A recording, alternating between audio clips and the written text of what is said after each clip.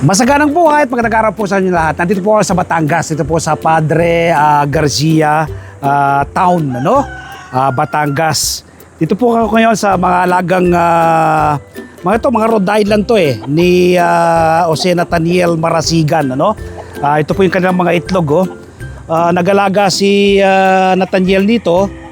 Pangkain lang nila, pero sobra-sobra sa kanilang pangailangan. Kaya naman yung mga kapitbahay bumibili. So yan, ang ganda po ng mga itlog, Ang lulusog po nila. Kukunin ko itong lalaki, Ito lalaki. Ang tataba, ayan, Grabe, bigat. Siguro itong isa ito baka nasa mga 5 kilo. Grabe, So, ayan, Ang pinapakain po dyan, feeds at saka madre de agua, ito pa, yan, ito mga ibang naman to. Ibang lahi naman to, mga puti na to.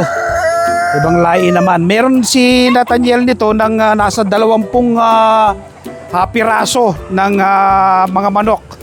Dati nung una, sabi niya, Kuya Mer, ko lang to pang-ulam lang. Pero madaming nagkagusto sa mga kapitbahay kasi masarap yung itlog niya. Yung kanyang itlog. Si Nathaniel po ay isang seaman. Kung saan bansa siya pumunta, po siya, 7 years siya sa ibang bansa. Pero nung mag-for good siya, nag-venture siya into farming. Sabi ko nga, farming is a calling, A call to provide food for everyone. So, ngayon po,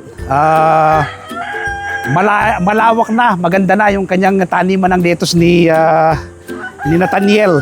Nag-start po siya sa 13 box. Ngayon po, meron na siyang 3 greenhouse.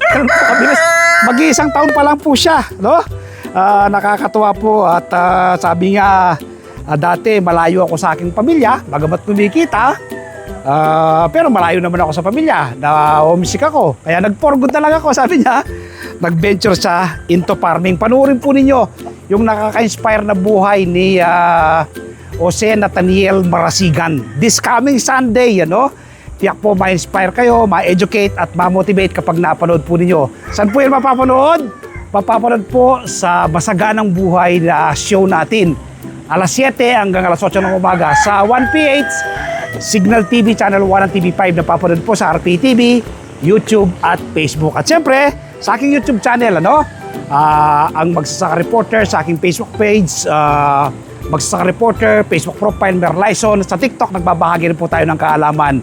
Don't forget, Masaganang Buhay this coming Sunday, ang aking imbitasyon. Happy farming po, bye, God bless!